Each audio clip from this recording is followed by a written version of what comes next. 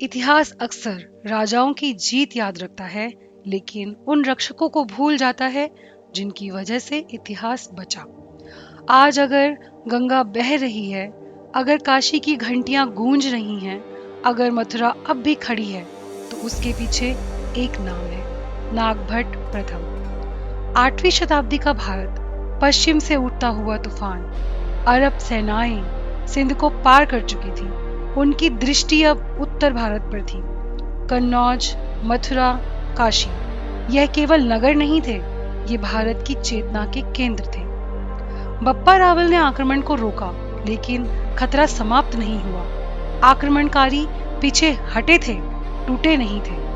भारत को अब एक योद्धा नहीं, एक दीवार चाहिए थी। इसी समय इतिहास को मंच पर एक शांत नाम उभरा, नागभट्ट प्रथम। ना कोई सिंहासन की भूख, ना विजय की घोषणा, बस एक संकल्प, भारत आगे नहीं टूटेगा।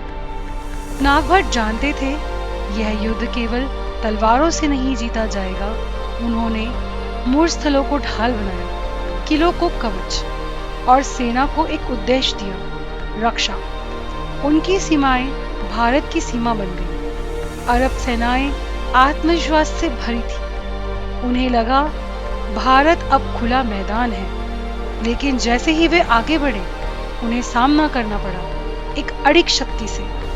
नागभट्ट की सेनाएं न रुकी न झुकी। यह केवल भारतीय कथाएं नहीं कहती, अरब इतिहासकार भी लिखते हैं कि अल जुर्ज नामक राजा ने हमारी सेनाओं को भारत के भीतर प्रवेश नहीं करने दिया। इतिहास स्वयं साक्षी बन गया। यह कोई भव्य विजय नहीं थी, कोई उत्सव नहीं, लेकिन यह एक निर्णय था। उत्तर भारत सुरक्षित रहा, गंगा की भूमि अखंड रही। नागभट्ट प्रथम ने कविताएं नहीं लिखवाई, मंदिरों में नाम खुदवाया नहीं। उन्होंने इतिहास नहीं मांगा, उन्होंने समय दिया। आज प्रश्न यह नहीं कि इतिहास उन्हें क्यों भुला दिया, प्रश्न यह है क्या हम उन्हें याद करेंगे।